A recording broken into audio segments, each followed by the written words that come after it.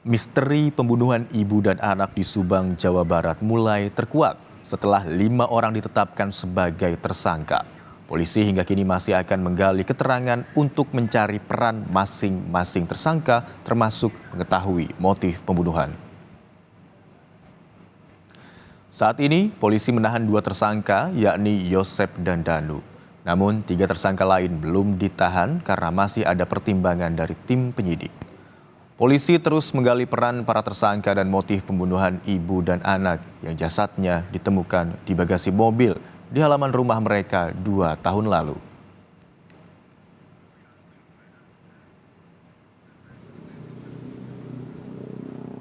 Kita sekarang melakukan pemeriksaan tambahan terhadap tersangka yang ada, di mana memang kan pemeriksaan sebelumnya mereka ini diperiksa dalam kapasitas sebagai saksi. Namun setelah ditetapkan tersangka, ini kita akan melakukan pemeriksaan tambahan. Memang setelah ditetapkan tersangka, kita masih melakukan pendalaman, termasuk pendalaman terhadap motif dan juga peran masing-masing.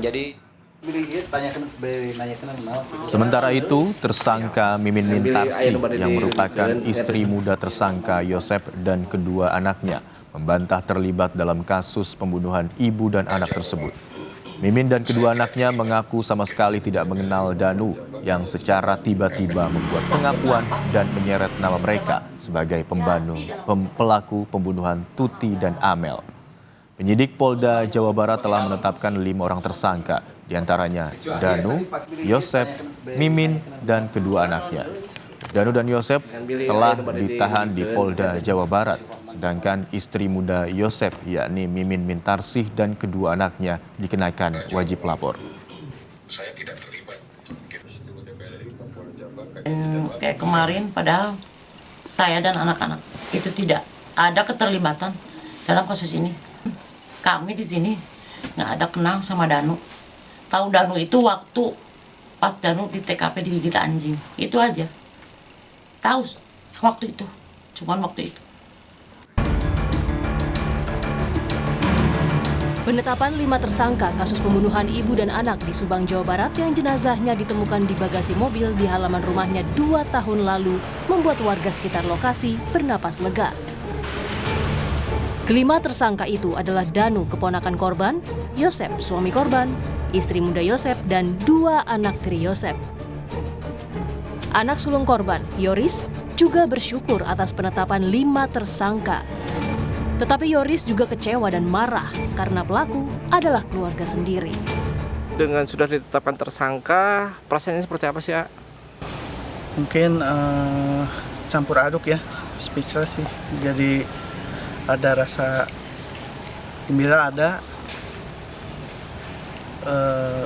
sedih ada, kecewa ada, marah ada.